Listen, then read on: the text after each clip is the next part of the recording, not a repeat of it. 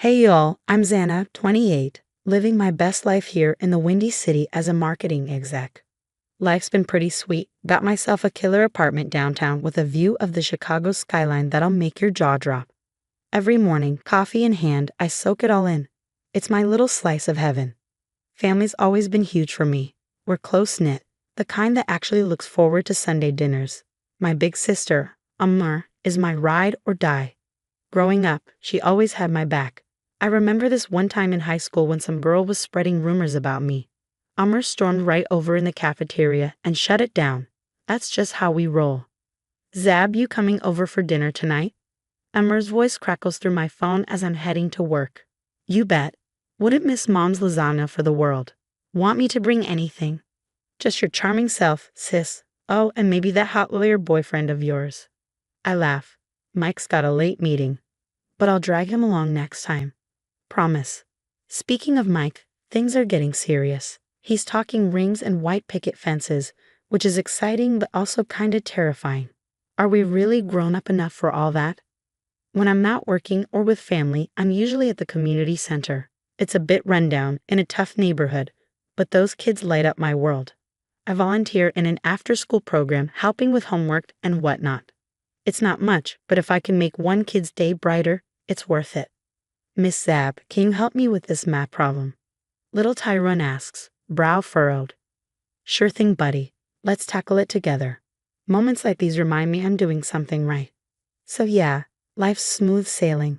Work's great. I've got an amazing family, a hot boyfriend, and I'm giving back to the community. What more could a girl ask for? But just when you think you've got it all figured out, life throws you a curveball. I'm at my desk powering through some reports when my phone rings. Unknown number. Normally, I'd let it go to voicemail, but something tells me to answer. Hello, is this Xana Thompson? Yes, this is she. Who's calling? This is Sarah from Child Protective Services. I'm calling about your adopted child, Emily. We need to schedule a home visit. Wait. What? Adopted child? Emily? My mind races, my heart pounds. This has to be some mistake. I don't have any kids, let alone an adopted one. But as Sarah keeps talking, my stomach drops. This isn't a prank. It's real. And just like that, my perfect little world starts to crumble. Sarah, there must be some mistake. I've never adopted a child. Our records show otherwise, Ms. Thompson. We have adoption papers with your signature from 2 years ago. My head spins. 2 years ago, I was buried in a massive marketing campaign. There's no way I adopted a kid without knowing. I'm sorry, but this is impossible. Can you send me those papers? I stammer before hanging up, my hands shaking. This doesn't make any sense. I dial Amar's number. Hey sis, what's up? She answers, sounding cheerful. Amar, I need to see you. Now, I reply, voice trembling. It's important. An hour later, I'm pacing in her living room when she walks in, her expression shifting to worry. What's going on, Zab? You're scaring me. I take a deep breath, struggling to stay calm. I just got a call from CPS. They said I adopted a child 2 years ago, but I never did. The papers have my signature on them. My voice cracks. Amar, please tell me you know something about this. Her face drains of color, and she sinks onto the couch, hands trembling. Oh God, Zab. I am so sorry. It was me. I used your identity to adopt Emily. The room spins around me. You? What? How could you do this, Amar? She breaks down, tears streaming down her face. I was desperate. Jake and I tried everything to have a baby, and nothing worked. I saw how easy your life seemed, how you could have kids whenever you wanted. I snapped. Anger surges in me, my hands clenched. So you committed fraud? You used my name, my identity, for this. I never meant for you to find out, she sobs, burying her face in her hands. Jake and I were going to raise her, but he's leaving me now, and I can't do it alone. Zab, please, I need your help. I shake my head in disbelief. Help? You want me to take custody of a child I never agreed to adopt? To pay child support? She nods, guilt etched in every line of her face. Just until I get back on my feet. Please, sis, I don't know what else to do. I take a step back, shaking. Absolutely not, Amar. Do you even realize what you've done? This isn't just about an adoption. You stole my identity.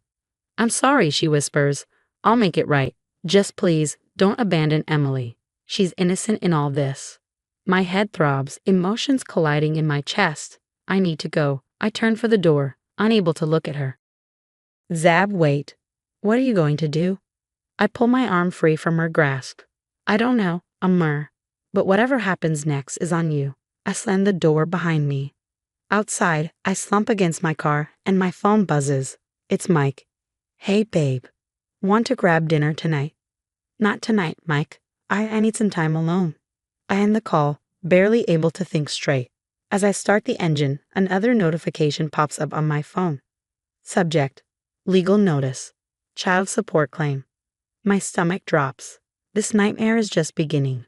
The next day, I'm sitting across from my lawyer, Melissa, who's frowning as she reviews the documents. This is worse than we thought, Zav, she says. Your sister didn't just forge adoption papers. She's opened multiple credit cards and loans in your name. It's a full-blown identity theft case. My chest tightens. How bad is it? We're looking at tens of thousands in debt. And I found evidence she's been stealing from your parents, too. The room blurs as my stomach churns. What do we do? We need to file a police report. This is criminal, Zanab. Are you prepared to press charges? The thought of Amr in handcuffs makes me hesitate, but my resolve is hardening. I need time to think. Later, I'm stressed cleaning my apartment when Mike shows up. Babe, what's going on? You've been dodging my calls. I break down, telling him everything. He listens, his lawyer brain working overtime. You need to cut ties with Amr, Zab. She's toxic. But she's my sister, I argue. A sister who stole your identity and ruined your credit. Wake up, Zanab. His tone cuts deep. You don't get it, Mike. This isn't some client's problem you can solve with legal jargon. This is my family. The argument escalates until he storms out, leaving me feeling more alone than ever. Desperate, I call my best friend Tasha. Girl, I'm coming over, she says firmly. Don't move. An hour later, she's by my side, helping me comb through old bank statements. She points to a series of transactions. These match the dates of the credit card openings. We've got her, Z. I swallow hard, the betrayal settling in. I'm pressing charges. The next day, I'm at my parents' house, bracing myself. Mom, Dad, there's something I need to tell you. As I explain, their faces shift from confusion to disbelief to anger. That's impossible, Mom says, shaking her head. Amr would never. Dad cuts in.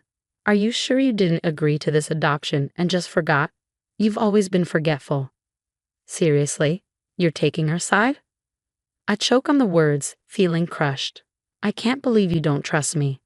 We're not taking sides, Mom insists, voice shaking. But this is a serious accusation. Maybe if we all sat down together. No, I stand, fighting back tears. I can't believe you doubt me, your own daughter. Ignoring their pleas, I walk out. I'm on my own in this fight, but I'm not backing down. It's time to clear my name, no matter the cost.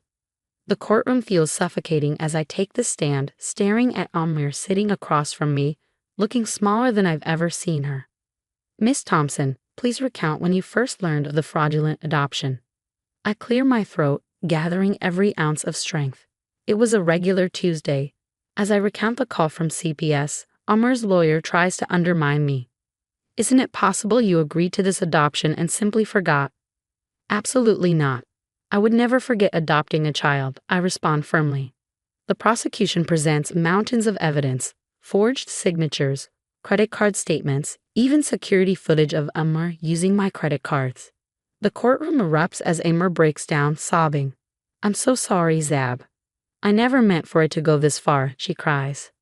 The judge's gavel echoes through the room. Amira Thompson, you are hereby sentenced to 5 years in prison for multiple counts of fraud and embezzlement. As they lead her away, I feel a mix of relief and sadness. It's finally over, but at a heavy cost. Outside the courtroom, my parents approach, looking hesitant. Zab, honey, we owe you an apology. My mom begins, her voice cracking. Dad nods, his eyes downcast. We should have believed you from the start. Can you forgive us? I'm torn. Part of me wants to hug them, but the pain is still fresh. I need time. I manage. In the weeks that follow, CPS arranges for Emily to be placed with a loving family who went through the proper adoption process. The court and CPS ensured her well-being, giving her a fresh start and shielding her from the complexities of Amar's actions. Knowing she's in a caring home gives me a small sense of peace. Back at work, my boss Janet calls me into her office. "Zanab, I've been impressed with how you've handled yourself through all of this. We'd like to offer you a promotion, head of marketing for our New York office." I'm stunned. New York? Wow, can I think about it? That night, I meet Mike at our favorite restaurant. The tension is palpable. "I got offered a promotion in New York," I tell him. He looks surprised and frowns. "You're not considering it, are you? Your whole life is here." "My whole life just got turned upside down, Mike. Maybe I need a fresh start." "What about us? Am I supposed to uproot my career for you?" His words sting. I realize that we're on different paths. "I don't think there is an us anymore, Mike. We want different things." The breakup is painful, but as I walk away, I feel lighter. The next day, I join a support group for identity theft victims, and sharing my story helps me heal. I'm inspired by the strength of the people I meet, and for the first time in months, I feel like myself again. One evening, as I pack for New York, Tasha comes over to help. "You sure about this, Thee? It's a big move." I look around at my half-empty apartment and smile. "Yeah, I am. It's time for a new chapter. You better FaceTime me every day, or I'm coming to drag you back." We laugh and reminisce, and despite everything, I'm excited about what's next. I've got a killer job waiting, true friends who've stood by me, and a chance to start fresh. The old Xana might have been a victim, but this new Xana? She's a survivor, ready to take on the world. And that's the end of Zab's story. Now, I've got a question for you. If you were in her shoes, would you be able to forgive Amr and your parents for their betrayal? Or would you cut ties completely, like Zanab did, and start fresh? It's a tough call. Families are complicated, and trust, once broken, is hard to rebuild. But everyone has their own views on forgiveness and family loyalty. Drop your thoughts in the comments. I'd love to hear what you do. And if you enjoyed this wild ride, don't forget to hit that like button and subscribe for more stories that make you think. Your support keeps these stories coming.